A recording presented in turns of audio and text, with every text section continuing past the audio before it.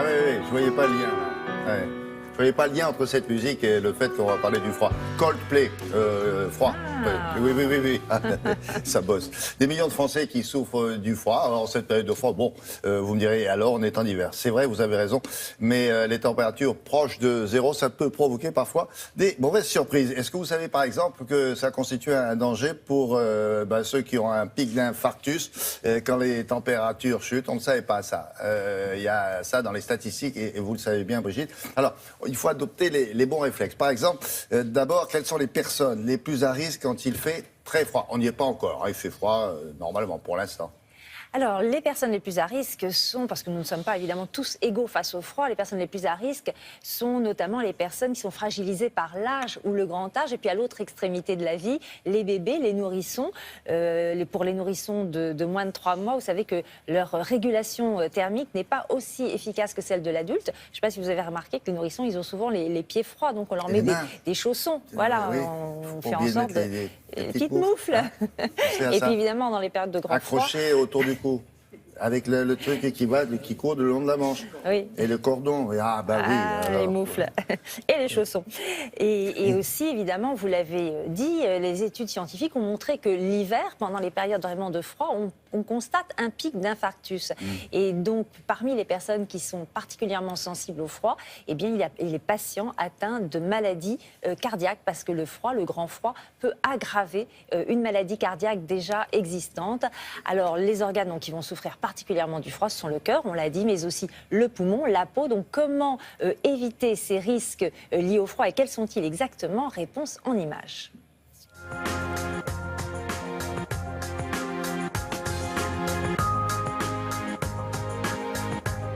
Le froid représente une menace pour le cœur parce que le froid a un effet vasoconstricteur, ça referme les vaisseaux. On le sent bien quand il fait froid, on a les mains qui deviennent un peu blanches, c'est lié à la circulation sanguine qui diminue, il y a la même chose au niveau du cœur avec les artères coronaires qui vont se refermer. Et une artère coronaire qui se referme, c'est un risque d'infarctus du myocarde, c'est un risque de souffrance cardiaque, c'est aussi un risque de décompensation cardiaque ou de décompensation d'autres organes d'ailleurs.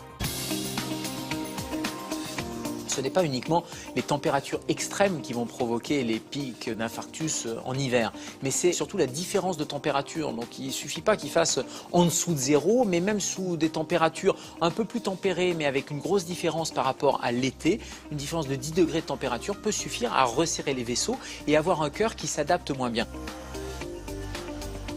La peau peut souffrir aussi comme le cœur ou comme les poumons, et la peau, c'est le risque d'engelure. Alors les montagnards le connaissent très bien, ce risque-là, avec une gelure locale qui peut aboutir à une destruction de la peau. Et donc là, le réflexe, c'est de ne pas réchauffer trop vite, mais plutôt progressivement, et plutôt tremper dans un bain à 35 degrés plutôt que d'avoir une source de chaleur directe.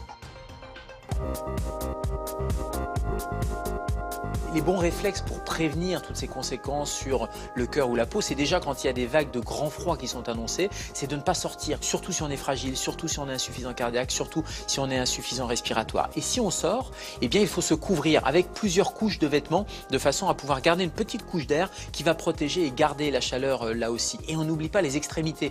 30% de la perte de chaleur intervient au niveau de la tête. Donc il faut prendre un bonnet, il faut prendre une casquette, il faut protéger les oreilles. Et puis les extrémités, c'est les mains, c'est les pieds. Donc là aussi, prendre des gants, pendre des moufles pour pouvoir éviter cette perte de chaleur.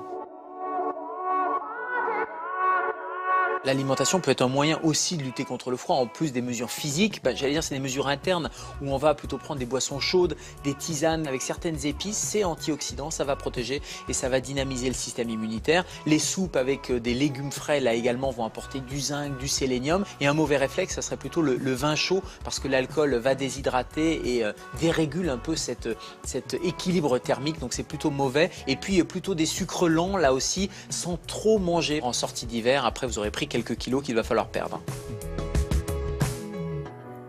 Et le fait de surchauffer les appartements en cette saison, au-delà de 19 degrés, alors, c'est une mauvaise idée, c'est pas très non? bon de se dire, voilà, parce qu'il fait 0 dehors, on va monter la température à 25, parce qu'en fait, ce sont les décalages qui sont mauvais. C'est-à-dire que quand on va sortir de chez soi, Et si cet appartement est surchauffé, l'organisme va avoir du mal à s'adapter au froid si vraiment le décalage est important. Donc il faut rester raisonnable à la fois dans son bureau, son appartement, sa maison, à ne pas surchauffer. Autre lien, le lien entre le sommeil et le froid, il y a un rapport? Il faut bien dormir, hein, c'est quand il fait très froid, parce que la fatigue, notamment quand l'organisme est fatigué à cause d'une dette de sommeil, eh ben, il va réagir aussi moins bien au froid, a des difficultés aussi à s'adapter. On sait que quand on est fatigué, ben, l'organisme, il voit ses défenses immunitaires baisser, et pendant la période hivernale, il va être plus réceptif à ces virus de l'hiver que l'on rencontre parfois. Et si vous voulez en savoir plus sur ce sujet, mais aussi d'autres sujets, je vous conseille le livre du docteur Gérald Kierzek, Ayez les bons réflexes, hein, c'est chez Fayard,